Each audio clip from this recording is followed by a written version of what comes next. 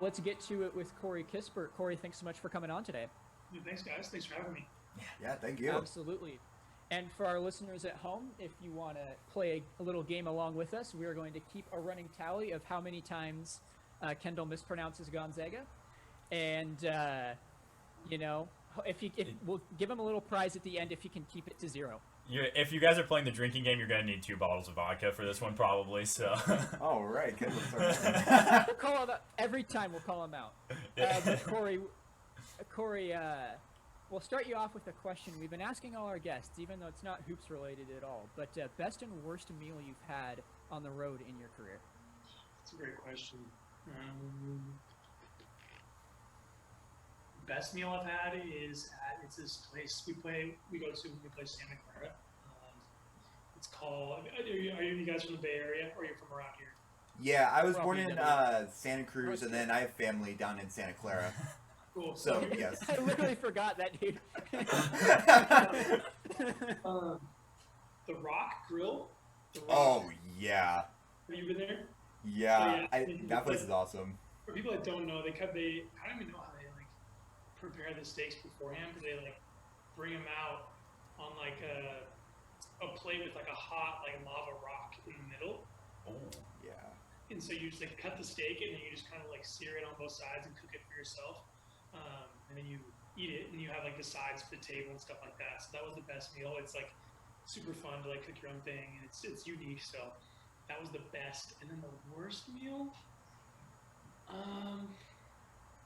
we usually do pretty nice stuff. I mean, I've had a bad Cheesecake Factory experience.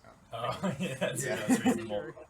It's just the menu's so big, so there's bound to be something that's not great on there. So yeah, that's probably the worst.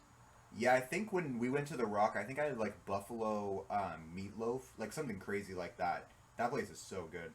Yeah, I didn't really branch much outside of steak, but yeah, it's hard to go wrong there. It was really Oh good. Yeah, and I'll Venmo John some beer money or something for forgetting that he's from the area. Yeah, later. But Corey, what's your day-to-day like now that you're in Chicago training for the Combine and the draft coming up on July 29th? The days have been pretty regimented. We get picked up at 8:30 and we go work out as a group. There's 7 or 8 of us here right now, and we go work out as a group. So a bunch of skill work, shooting, conditioning, kind of prepping for the agility and testing at the Combine. So it's kind of that's a 2 to 2.5 hour deal in the morning. Then we get lunch, and in the afternoon, you lift, and then you get shots up on your own. So basically, it's basically a work day. So it starts at 9, and then it ends at 4:30, and then from then on, it's kind of whatever you want to do. You can go out to eat, you can explore the city, you can just chill in the apartment and watch the NBA games that are going on. So I feel definitely like a kind of a working mentality for sure. Sure. Yeah. Who are some of the guys that you're connecting with out there, and can you remind us how many players are out there right now? There's 7 or 8 of us. People are coming and going. We're going to workouts and then coming back, and so we never really have all of us in town at one time. But I'm here with Isaiah Livers from Michigan, Derek Alston at Boise State, Herb Jones from Alabama, John Petty from Alabama, Jared Butler at Baylor, and then a few guys are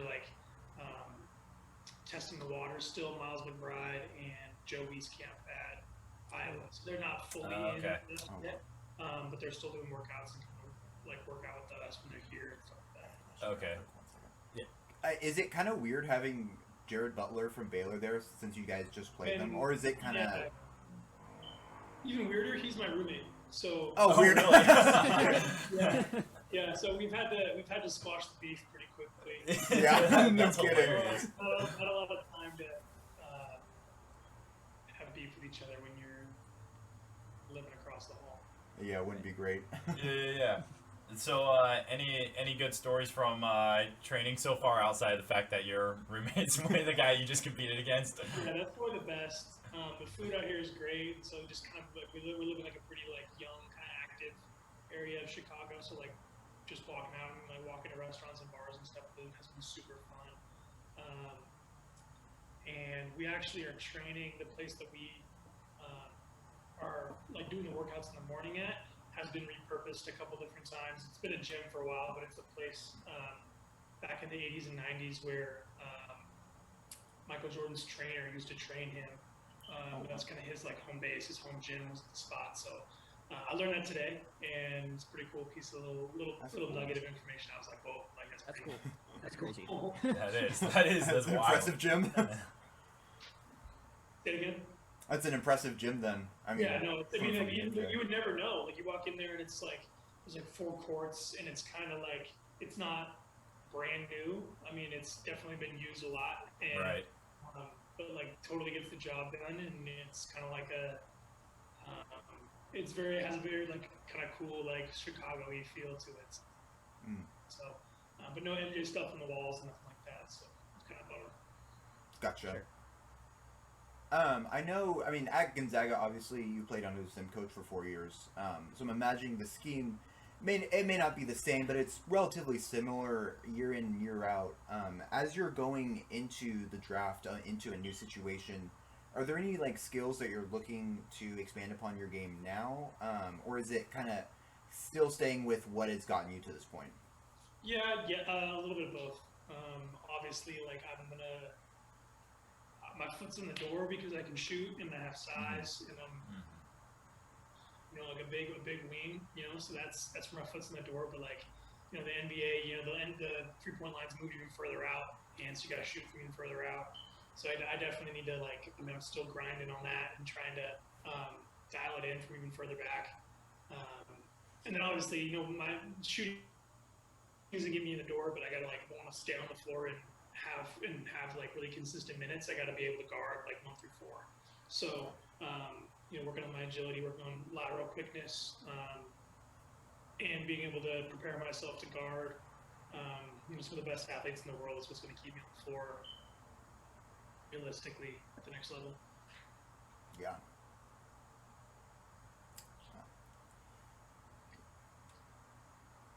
Kendall, that's you.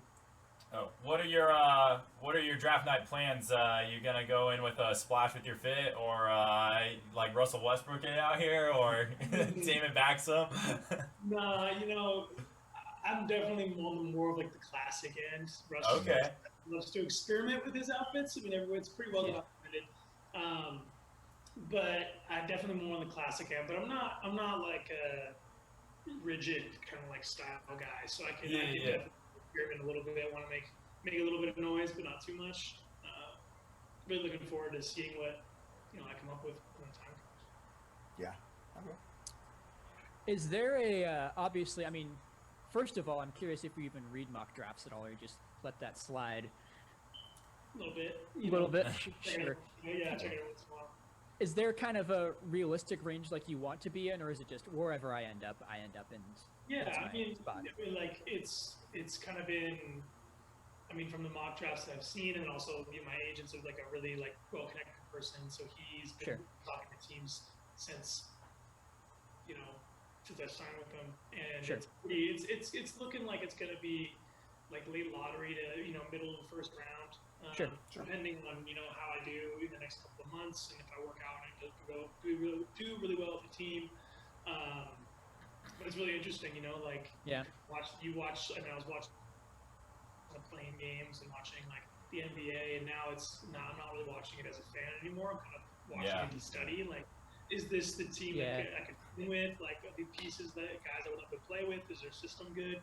How would I fit in? So it's definitely been like a big turn for me to watch these games now, just with a different lens. Does it feel more like homework then to you now at that point, or are you still like enjoying it? I guess in like the sense like. Yeah. It's like I still love it, and like I kind of am a nerd with that kind of stuff, with film study and watching games, different players and stuff like that. So it's super fun. But yeah, I definitely picked up on some things like with just different teams and how they use guys and different roles guys have that I think I could mimic next year and years coming. Right. Transitioning a little bit, you mentioned how one thing you're working on is getting used to that NBA range. Obviously, it's a couple feet back from the college. I know college recently moved it back, so it's not quite as drastic, but it still is farther back. One thing we were talking about when we were getting ready for this episode was, obviously at this point, you're considered one of the best shooters in the draft, if not the best shooter. That's kind of what you've developed for yourself.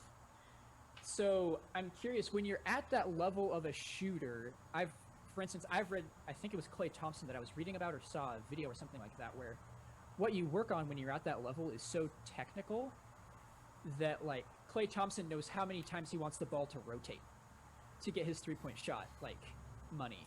Mm-hmm. So I'm curious, what are some of those technical things? What point are you at with that? Like, what kind of technical things for that? I'm definitely not at the Klay Thompson level. Like, I don't Sure. really track my rotations in the air. Like, yeah, I mean, you're totally right. I was actually having a conversation with the trainer out here about that today. Like, I'm a good enough shooter where, like, just, you know, standing in the corner and just getting shots up isn't gonna help me.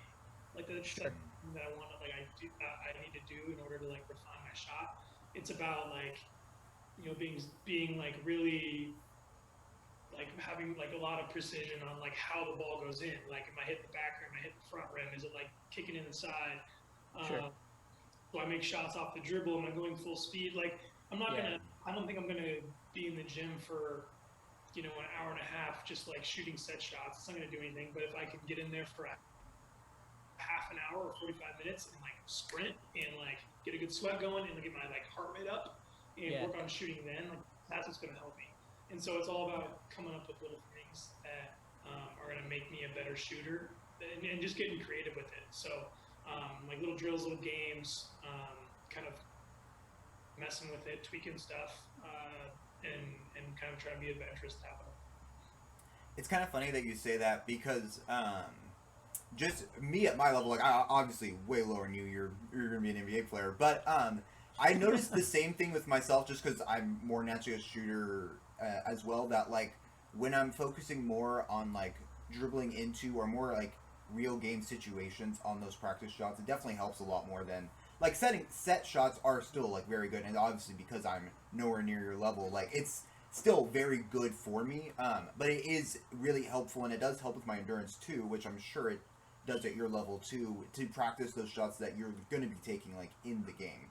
Yeah, and absolutely. Like the goal is to like work out so hard that when you're in a game, like you could run anywhere, you could sprint up and down the floor as many times as you want, and you could still like get the ball to the rim, or you could be in the craziest position and get your feet turned around set, ready to go.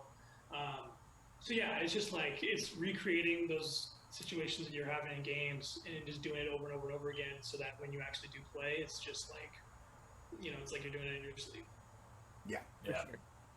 Yeah, John, if you're training that hard, you better step it up at Hoop Fest this year. Hey, we're going to LA Fitness tonight. Exactly, my training ground. So Corey, you're from a 1A high school, and you're a bigger guy, especially I'm sure at the high school level. By the time, especially in upperclassmen, you were a bigger guy. So when did you realize? Was it when college became a realistic option that you knew that you wanted to develop a perimeter game and like become an elite shooter? Because you could have just worked in the post if you wanted to stick in high school. So how did that transpire? Yeah, I mean, to be honest with you, like when I was little, like I always loved shooting. Like I loved going outside and shooting my dad, you know, dribbling the ball around, whatever. And it just so happened that I grew. Like that's kind of how the order went. Like I loved shooting from like as far back as I could, trying to make long shots. And when I got into, you know, 5th, 6th, 7th, 8th grade, like I looked around and I realized I was pretty good. Like I was a pretty good player. Yeah. So I always wanted to play college basketball specifically. And so like kind of in my head, I was like, okay, I looked at my parents and how tall my brother was getting and like how tall I might be. And just what kind of skill set do I need to develop in order to fit in college at that size? And, you know, being, you know, anywhere from 6'3" to 6'7", like that range when I was kind of growing up, or like looking to be that in that range, I knew I had to be a guard. So my brother was a My older brother, I played with him in high school. He topped out at 6'2", and he was a post. So his career ended early. You know, he can't be a Right. Yeah. post Yeah. in college. Hard to do. So I kind of knew from the very beginning, like I had to develop that skill set in order to, you know, cut it. Yeah. And obviously you did. At Gonzaga, you were the #1 shooting option. And so it requires a lot of attention from defenses. Obviously, that may or may not be the case in the NBA, depending on what situation you're thrown into. But as far as your time in Gonzaga, were there any tricks or tips that you had for getting open off the ball, since you had so much of the defense's attention on you? Yeah, two things really. And number one was it's built in. It's just how big I am. Like using your body to like create that sliver of space. And you know, normally like if you're looking for a shot, you're gonna be running off of the screen. So like angling the guy to like hit the screen or have to move significantly to get around it helped me get that little bit of a daylight to shoot it. And then, you know, secondly, and probably the most important thing in my career was just being in amazing shape. Like that's the key to it. And especially with the system that we ran at Gonzaga, just getting up and down, you have to be in great shape. And so, you know, ultimately like the shots that are like really heavily contested in the first quarter or the first half, the beginning part of the first half, are wide open in the second half, just because guys get tired and you're not. So that's kind of how I modeled what I wanted my game to be like. Is I just want to be able to sprint around and always be moving and always be relocating. And eventually guys would lose me, where I would just kind of outrun them and, you know, be able to make those shots then. That kind of leads me to a question, like, how many of these D1, like especially upper D1 teams, are most of those guys like in really good shape endurance-wise, or are a lot of them maybe not? Because to me, when I'm watching, like it just looks like everybody's running around out there. But like on the court, are guys just playing a little bit slower sometimes than maybe what I'm seeing on TV? Yeah, you can tell. You can totally tell. If a guy kind of like is a little bit slower getting back, or like, you know, if the ball goes out of bounds and you walk up next to a guy and he's breathing hard, like those little things you can do to tell. And also like what's a really kind of something that people don't really see or understand is that when guys, you know, the first thing that starts to go when you're tired is your head. Yeah. So, like you're tired and you stop thinking straight, and then all of a sudden I'm running off the screen and you miss me and I'm shooting a three. So like that's the kind of thing in defense too, is when they're not locked in as much. So you can kind of swoop around and get a few buckets there just by catching guys napping on the floor. But I mean, guys are in amazing physical shape. Yeah. It's the really special players that can be in great shape and also lock it in for 40 minutes or 48 minutes, night in and night out. Right. For sure. I'm always curious as a member. I mean, I am a journalist myself, small town, Davenport, Washington.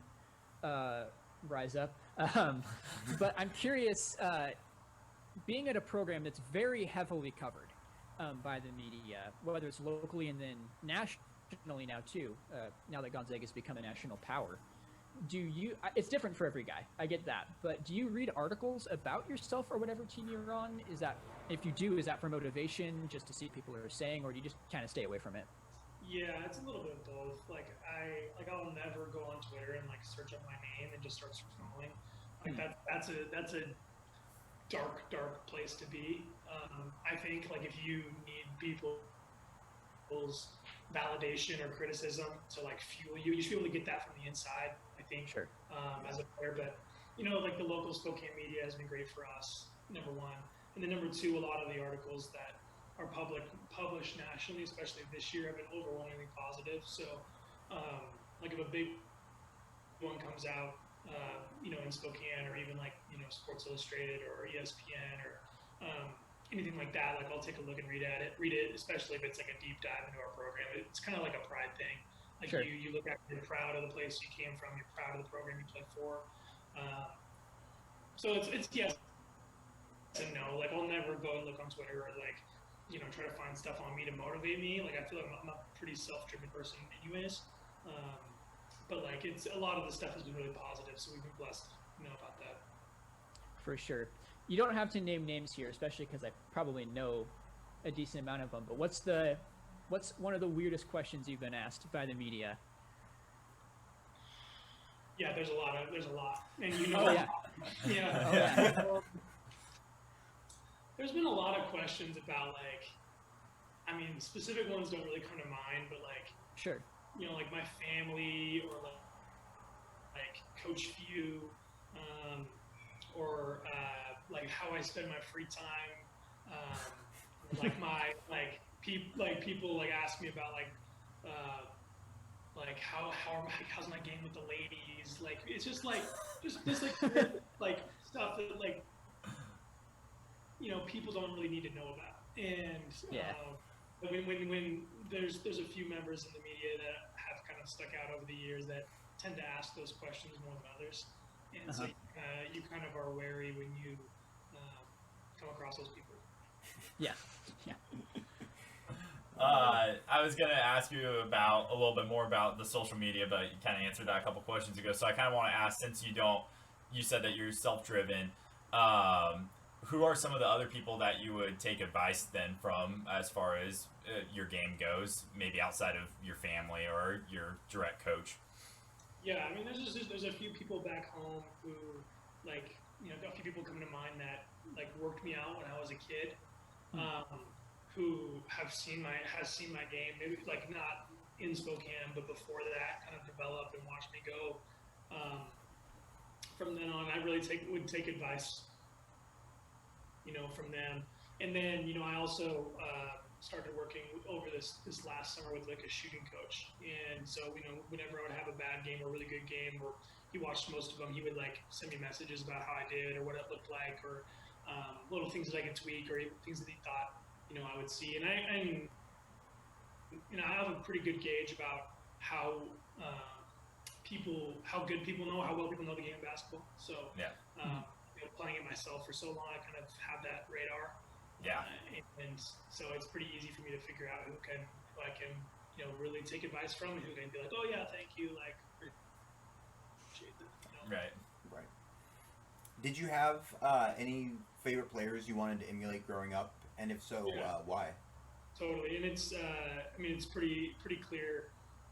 Growing up was Ray Allen. Yeah. Yeah, the way he could, he was obviously one of the best shooters of all time, but also, could make plays, especially when he played for Seattle. He wasn't just a shooter; he came off ball screen, big plays. He was a leading scorer. So watching him growing up was really cool. And then, once the Sonics left and Ray left for Boston, it was Klay Thompson. So you guys mentioned him earlier. Yeah. Whenever I feel like I, I've had a bad stretch of games or bad stretch of practices, I'm not feeling great about my shot, I watch the highlight of him scoring 60 on 11 dribbles or 12 dribbles or whatever. The game he had against, I think it was Sacramento. It just gets me going. That's the stuff that really. Yeah, Klay Thompson's my favorite NBA player too, and I'll watch the highlights of that one and then his 37-point quarter. I'll watch those every once in a while when I'm feeling nostalgic, and I miss their old PA announcer too, with the 3-point, the loud. Oh my gosh, it brings me back. Did you have any favorite teammates at Gonzaga, and if so, why is it Omar Ballo? Why is it? I'm just kidding. We made Some of him your ask favorite it players. like that. We won't give him too much crap. We made him ask it. Made him ask it like that. Yeah. Well done. But really, why though?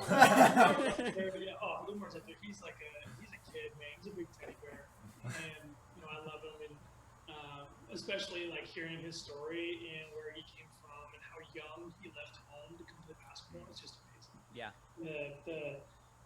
The joy he has and the smile he has is contagious, and it's been awesome. But I think my favorite two, probably of all time, would be Josh Perkins is number one. And then and the reason being, I knew it from the very beginning. I've told the story a few times. I don't know if you guys have heard it or not, but when I was getting recruited to come to Gonzaga, I took an official visit, out there, and walked around the facility. We did all the whatever stuff, and then at night we went out with the team. And Josh was kind of the guy who was showing me around, and about 1:30 in the morning, he's driving me back to go back to the hotel where I was staying, and Spokane at 1:30 in the morning, there can be some like spots for you to like kind of like look around, lock the doors type thing. Yep. And Yeah. we pull off into a dark street, and he like stops me. He's like, "All right, no BS. Like, ask me anything about the program that you want, and I'll give you a straight answer about it, like good and bad.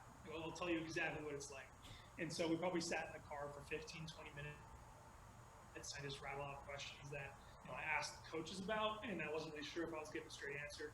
And he told me about how he butt heads with Coach Few a lot, and how he felt like he was overlooked at some points, or like he felt frustrated about X, Y, or Z. And it really gave me like a full, well-rounded picture of Gonzaga and what it was going to be for me, and made me trust like the fact that I wanted to go there. And then obviously through my career, he was one of the best too. One of the best teammates I've had. And then secondly would be Joel. Joel, he and I came in together. We were roommates our first 2 years, and just one of my best friends. He's just such a good guy, and another guy who started playing basketball at a really young age and left home. So us being able to grow up in Spokane together was pretty cool. Yeah. I kind of want to know what does make Mark Few such a great coach. Obviously, Gonzaga's been such a solid program for there it was. But That's there's one. People listening, there's one. Knock it up. But what makes him such a great coach, especially over this last handful of years, really taking the step up and now recruiting at such a high level too? What separates him from every other coach so much? Yeah, that's a great question, and there's so many answers to it. But the way I see it, he's really opened his mind up about the game of basketball over the last 5 years. From the beginning of his career, he had a very specific offense he ran. The bigs would play high-low, the guards would come off ball screens, and you pound into the paint. But over the years, especially that I've been there, like he's tweaked things depending on who he has on the team, putting in new stuff and teaching us new things that we kind of feel like would be off-brand for Coach. But he's really kind of open to new ideas. He's open to our input, or the players that he trusts input, I should say. Yeah. And he's just really kind of open to that. And obviously he's seen it all, right? I mean, he's been he's coached. He's been a GA. He's been on recruiting trips to AAU tournaments. He's been in two national championships. He's coached for Team USA. Like, he's seen it all. So some of like the sets he would draw up, or like the timeout sets, out of bounds plays were just crazy. So that's part of what makes him a good coach, is just how he's seen it all and just kind of willing to try new kind of crazy things. Would you say even in your years at Gonzaga that you saw growth in his coaching over that time too? Yeah, way less hard-headed, especially from the suggestions from players. Like, if we feel like something's working, I can go directly to him, especially as like a junior and a senior. And be like, "Listen, coach, this is what I see." He'd work it in on the fly. And better, like in the more big games he's played, and he's better under the gun, and he's better, really less hard-headed and more willing to work with us, especially for my years, it feels like. Yeah. So out of all the games this year, like obviously it was a very incredible year, even though it didn't quite end the way that you wanted it to, but still overall a super successful season. What was some of your favorite games, maybe outside of the UCLA game? What were some of your other favorite games? Well, Virginia for me, that stands out. Just the way I shot it, and like how slow the game felt, and just how it came off my hand was really, really special. What else? Our first couple games in Florida, we were the first 2 games of the year, we were a machine. Just the way we moved in and played together and kind of picked both Kansas and Auburn apart was really cool to watch. And say those two, I'd say the first couple of games in of the year, the Virginia one, and then also the BYU one at the end, our championship game against BYU. We were down big, played back, and then came back and won. So that was really special too. Just because of the adversity we overcame. Yeah. Do you have any favorite Mark Few stories? Yeah, I mean, he's he's a really, really, really big like family man and like outdoorsman. So every summer he would take us out to his place on Hayden Lake and like tow us around on his boat. Like it was like mandatory. Nice. It was like it was really nice. It was kind of an initiation. You know, like if you're on a team, you have to go out to the cabin, you have to get in the water. It's more of an initiation for him. Like he's like I can't trust you. Like you get him wake surf the way until you surf on my boat. But yeah, and then he would he takes his trips up to like Alaska to fish, and he'd come back and like show us pictures of the fish he caught, and the bear he was standing 30 feet next to. Oh, jeez. There's a few things that really make Coach tick, and being outside and being in the water as well. I hate to make this a negative because we're having a great time here, but I just have to ask, as a fellow fan, Seattle Mariners, like I was saying before we got in here, we literally don't have a memory at our age of the Mariners in the playoffs, and they haven't even accidentally made the playoffs. Like you would think, at some point along the way they'd wheedle their way in somehow, but it's never happened. So I guess my question would be, how old do you think we'll be when they finally make the playoffs? I'm gonna give it 3 years. I really like. You gotta believe in the young guys. I really like that. Like we've been rebuilding for 15 years now. Yeah. I really like the young guys we have now. Kyle Lewis is awesome.